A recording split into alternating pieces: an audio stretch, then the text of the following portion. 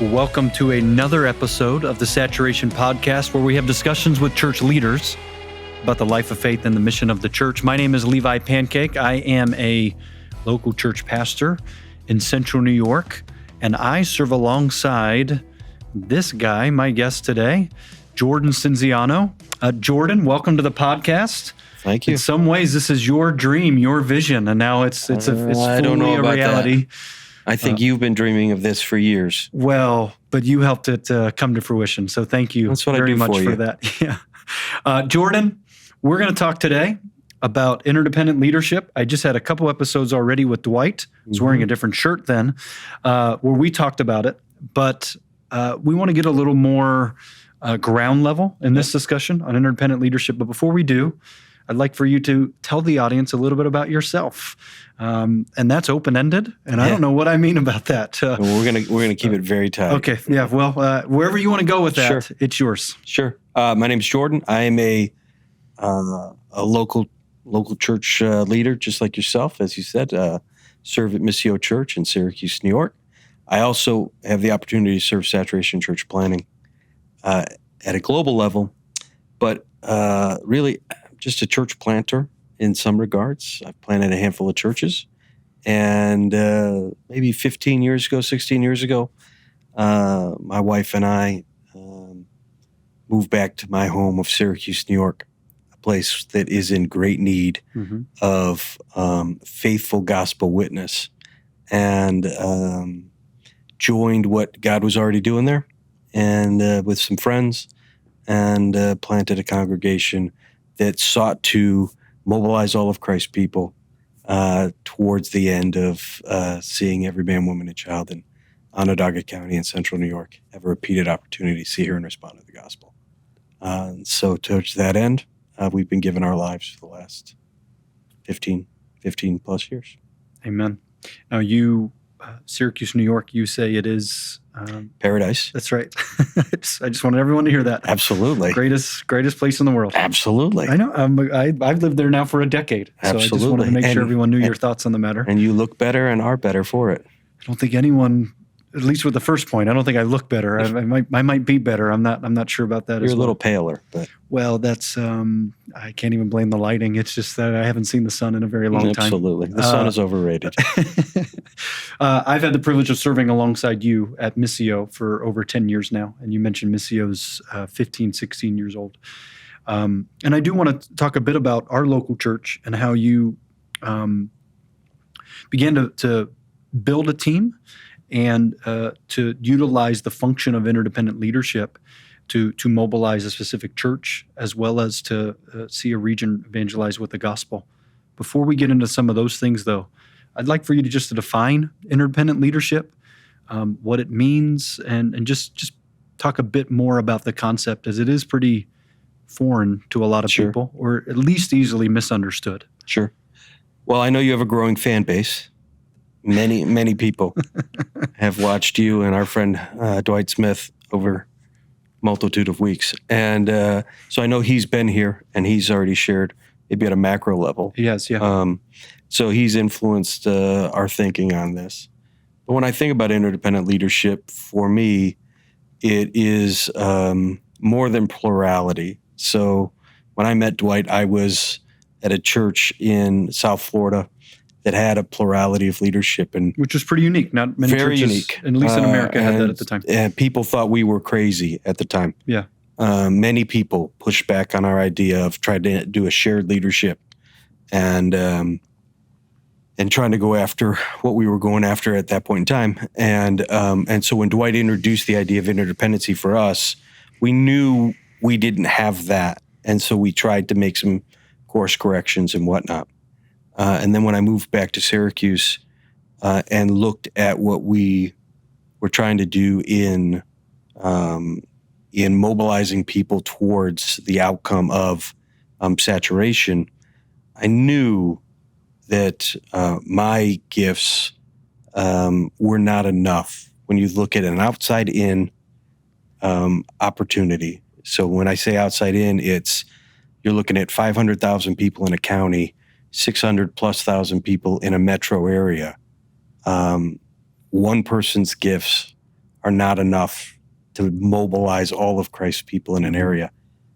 So the goal wasn't just to plant a church. The goal was saturation. The goal is, how do you mobilize all of Christ's people towards the gospel being accessible to the rest of the people? And where we live, 3% Christianity amongst those people, you need a lot of expressions. You need a lot of churches being planted, a lot of small groups, a lot of whatever. And so in order to see that happen, one pastor, one leader, certainly not enough. And so... Even one as gifted and talented and sharp and smart as you? Well, that has yet to show itself. And so as we looked at that, as I looked at that, the idea of interdependency, which was still something that was somewhat foggy in my brain, I knew we'd need to build a team. So when I think of interdependency now, like years later, having worked on it, kind of sandboxed it, figured a lot of things out, I think about under the lordship of Jesus Christ, because it's Christ's church, right? So he's obviously leading it.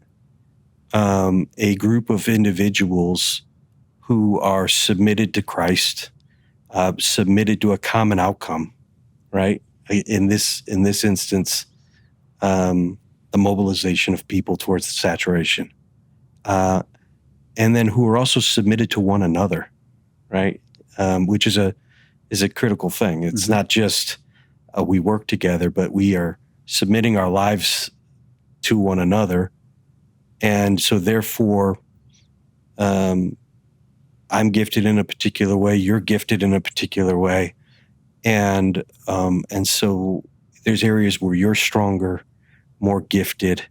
And so in those areas, we want to free you up to lead and to move us in the direction that we need to go, and draw from that and then undergird that leadership. And in other areas, we've got other guys that we want to free them up to lead. And so having a group of guys that are gifted in complementary ways and being able to free them up and lead out of their gifts. And so those are the things that I when I think of it, that I'm looking for, that we're looking for.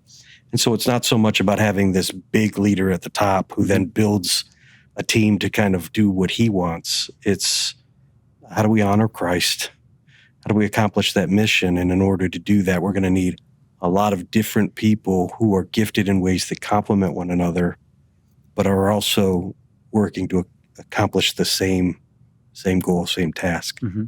And so that's just what we've sought to do,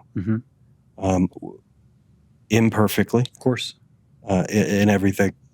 But I think over time we've just experienced God's grace in just in building a good team, at different iterations of that team over 15 years, but and trying to learn some of those things.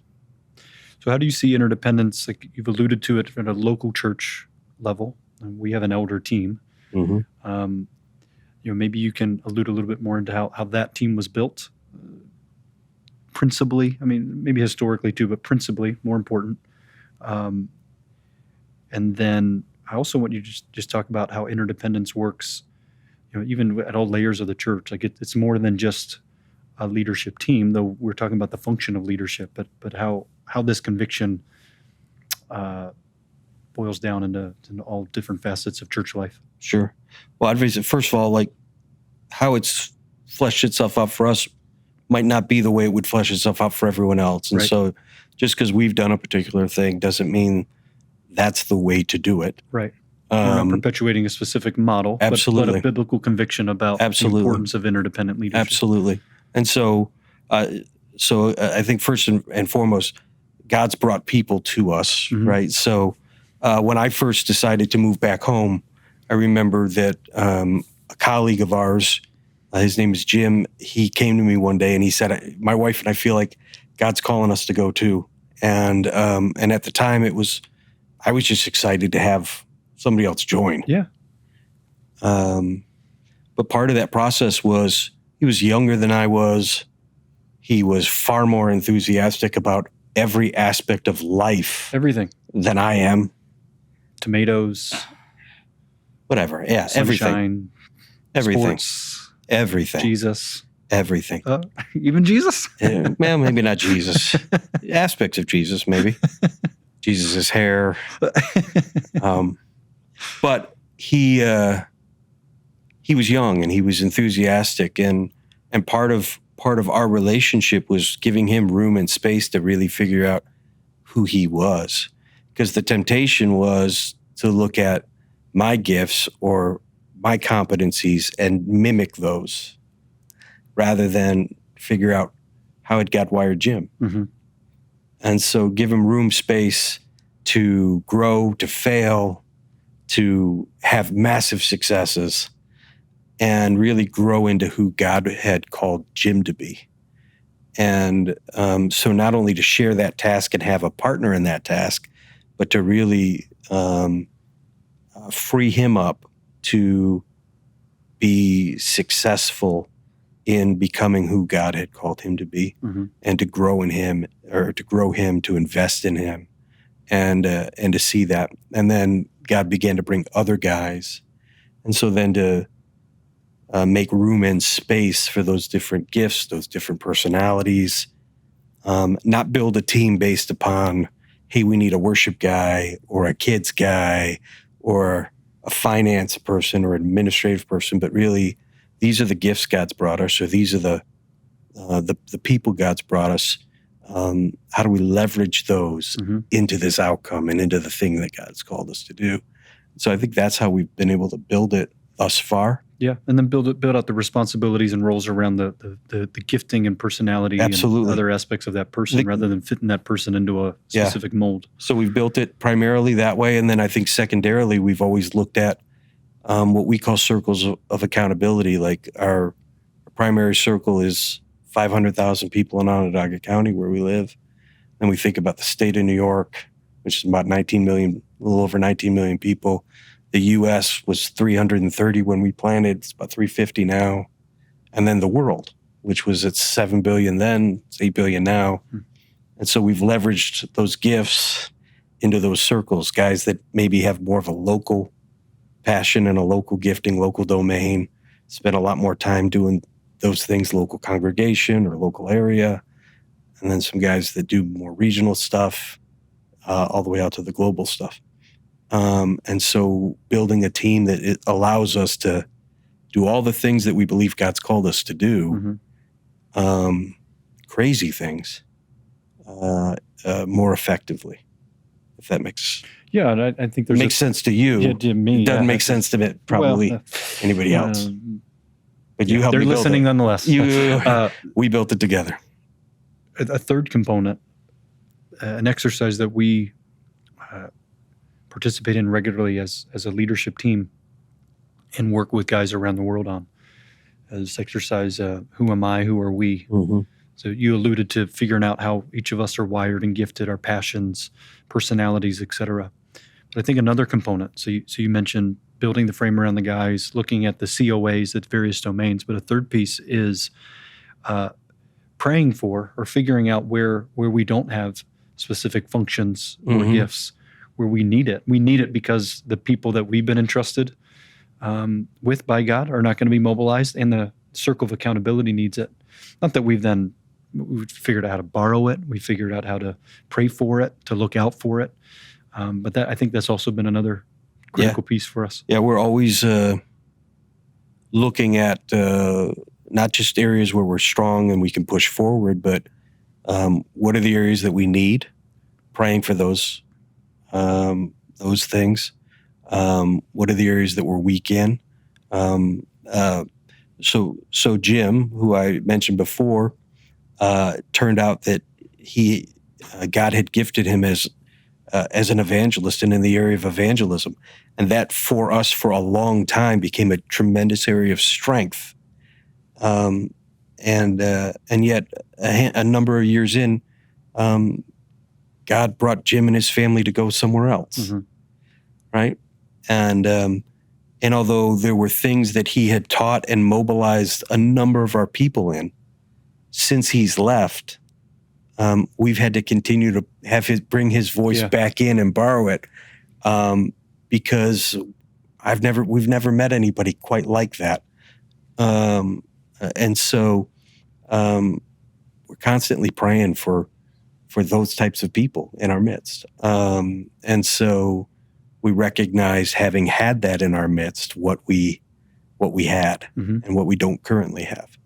And so you're praying for that and looking for that, and asking the Lord to provide that as he sees fit. Yeah. And just trusting him with that. And until he does, you borrow it. Right. Right. It's not like, well, we've got to go on a national recruiting thing and pay for it. Right. Well, we know guys. Not the staff for it necessarily. Right. Yeah. And those guys recognize that there's 330, 350 million people in this country. And so we're going to do that together in some form or fashion. And so they can come in and help us mobilize our people. And then there's ways that we can help them do things. Jim lives on the other side of the country now, but we can help his congregation do some things. And so even though we've got interdependency at a local level, but then it's not quite the same, but it can broaden out, if that makes sense, into some regional and or some national aspects. And then even in some of the work that I do internationally, where we're working with guys all over the globe, sharing some responsibilities.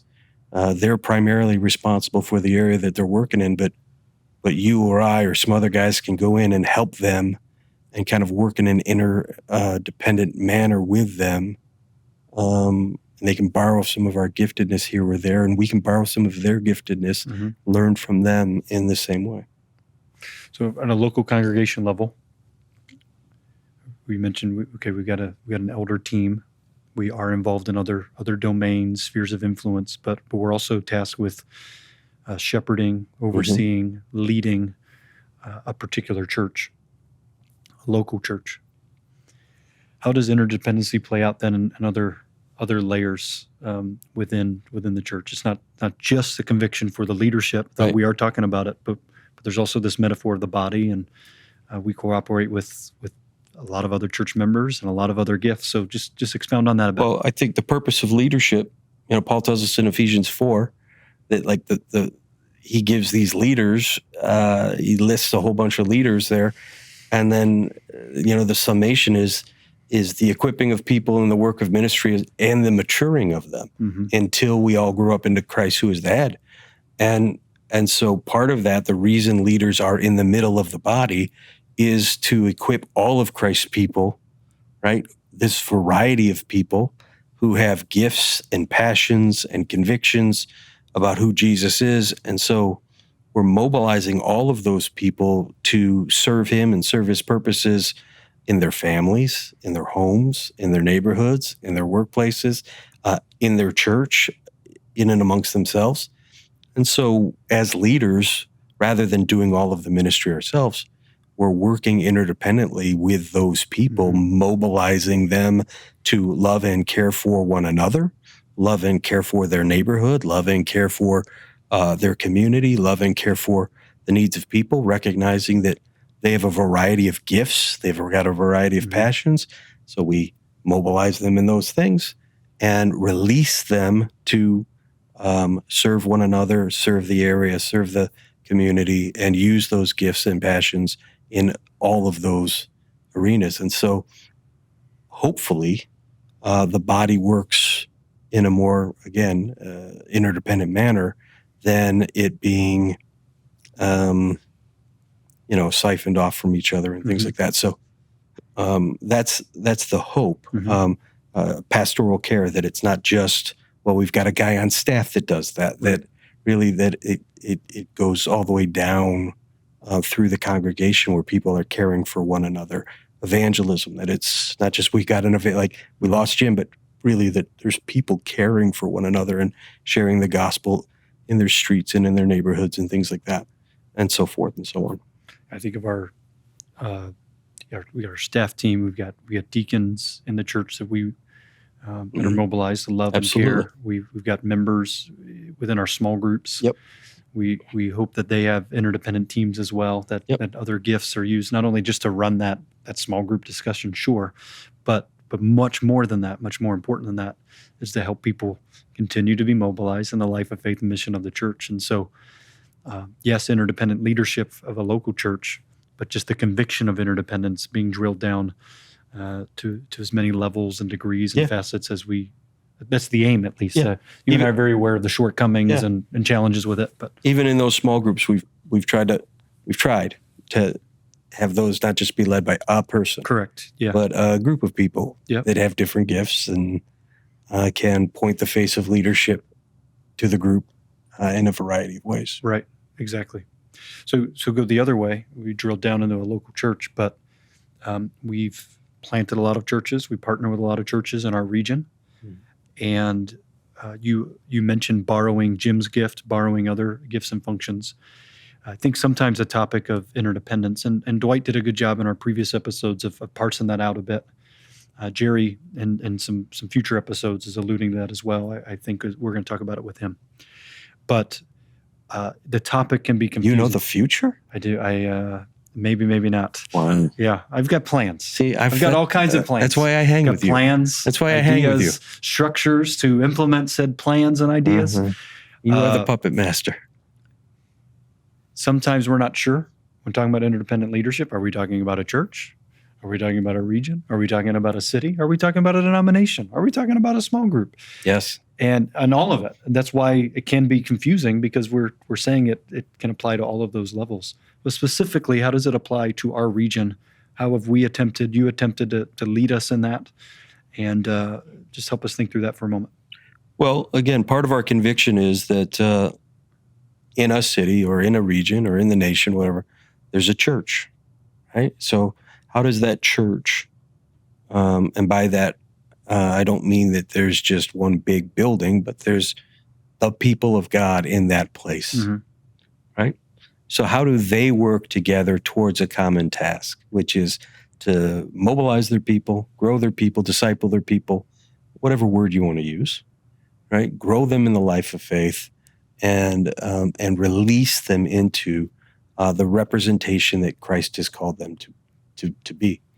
And so therefore, rather than, and again, in the city that we live in, because the church is small compared to the population, church attendance is small in many of these churches, it's easy for leaders to feel like, I don't trust other pastors. Those are our people. It's very easy to get very protective and very cloistered off from everyone else.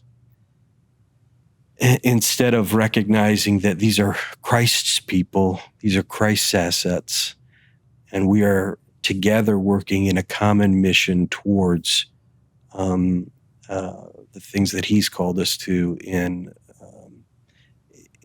evangelizing this place and representing Him. And so, how do we as leaders work together towards that? So, not every congregation is going to have the abundance of leaders that maybe ours does or another one does. So how do we open up our hands, steward the assets that we have from a leadership standpoint or from a people standpoint, and pour into those congregations, recognizing that we can help. We can help this congregation, or we can help that congregation, or we can maybe together can plant another congregation, or we can do a variety of things. We can provide leadership. When we were young, we borrowed the giftedness of that we didn't have. There was a young guy who is now one of our elders, Adam. Yeah. Right. We borrowed that giftedness. He was in every decision-making thing that we ever did. Right. So we borrowed him from another congregation for years. And at the same time, then helped that congregation think through some other things. And so I think congregations can work together. Leaders should be working together to think about, again, the mobilization of their people and the releasing of those people into all that God has for them. And so I think that's a way that they can work interdependently with one another. Yeah, that's good. across the city, across a region, across a nation, across the world. Yeah. A lot of common objections to this. Sometimes the objections are centered on that they misunderstand what we're trying to communicate. Sometimes it's just so different, the paradigm, they don't even know what we're asking them to do necessarily. Yeah, sure. But I think of some objections like it's inefficient. Speak to that. To have an interdependent leadership team for a local church. It's inefficient. Yeah, it's inefficient in the front end, where it would be much easier. The thought process would be it's much easier to have a leader who knows where we're going, and that leader to hire particular staff members to perform tasks, right? And then move the ball down the field. The problem with that is oftentimes those staff people decide, well, I'd kind of like to be the leader, or I'd kind of like to do this or that. First, the problem is I don't see that in Scripture, number one. But number two, the efficiency of that runs aground when you're always having to replace those people. Mm-hmm. Where here, yes, it's inefficient on the front end because it's a lot of time investing in leaders. But that's what God's called us to do anyway, right? Like that's what God's called leaders to do, is to invest their lives in people. That's what I see Jesus doing. He's investing his life in 12 and 70 while he's doing ministry in and amongst, the crowds. And so every time he would do something amongst the crowds, he then had the 12 who were saying, why did you do that? Mm-hmm. Right? And so it's inefficient in that you're building into the lives of, and you're sharing and you're doing all of that. But the end result is stronger leaders, I think, men and women who have much more buy-in. Mm-hmm. Men and women who are willing to go run through walls rather than be like, nah, I don't really want to do that. At least that's been my experience more often than not. Mm-hmm. And so I think in the long run, it becomes far more efficient, even though you're still always building into. You never get to a point where you don't have to do it anymore. Mm-hmm. It becomes more efficient because more work can get done because more people are empowered to do it. We don't have the money to build the team, or our church isn't large enough to build a team. What would you say to that? It doesn't have to be, right? Like, okay, no problem. You don't have to have any money to build a team. Nobody says that they have to be paid. Nobody says that they have to be on staff. Just start investing in and you begin to make different types of decisions. Nobody says anything about size or anything like that. You just, and then even in the traditional models, like I go around the world and you see one guy over here and he's struggling, and you see another guy. Okay, you can work together. Mm-hmm. Right? Like even though they're distinct local churches, you can work together. And we see that all the time. So all of those objections are, they're understandable objections, but they're easy to kind of work through if you help people work through them. Talk about SCP for a moment, because we also try to have interdependent leadership with each of the global regions that we're working with. So mm-hmm. How is this fleshed out as we think about the evangelization of the nations? We're involved in upwards of 60 nations mm-hmm. at this mm-hmm. point, but there's not a local church, sure. SCP is it's not a missions agency either. It's really a fellowship. It's a family. Of shared convictions about the nature and purpose of the church, relationally connected, holding one another accountable to those things. But how is it getting fleshed out within Saturation Church Planting as an entity or as this family? Mm-hmm. So we have split the world up into 10 primary regions. It's an imperfect number, and that won't always necessarily be the number. But right now, that's the number we're working with. And then within those regions, we are working at building teams, indigenous teams, that are responsible for those regions. So teams that would be interdependent, so they would have a variety of people that are sharing the conviction, different gifts, and and it's an imperfect play. There's no doubt about it, because you're dealing with people, but it's taken root, and it's beginning now, after a handful of years of working on that, to produce some really good fruit in a handful of these regions. So we're seeing some of these teams get built, as well as over the last 2 years, you and I have been working on a team from those teams that kind of gets together and holds the heart of God for 8 billion people. Mm-hmm. Thinks about that, talks about that, and so out of that, we're starting to see some good traction. So it's working better than when it was just one or two of us running around mm-hmm. the world trying to do everything, mm-hmm.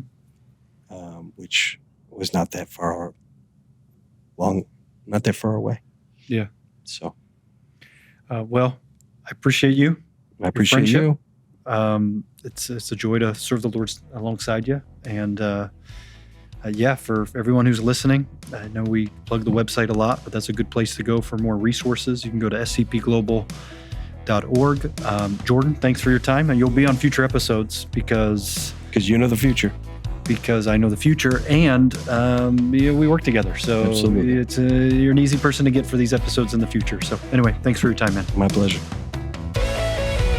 Thank you for listening to the Saturation Podcast, where we have discussions with church leaders about the life of faith and mission of the church. This podcast is produced by Saturation Church Planning. Saturation Church Planning exists to glorify God through partnering with church leaders in nations, regions, cities throughout the world towards the full evangelization of those places through the mobilization of the church. For more information, please visit scpglobal.org.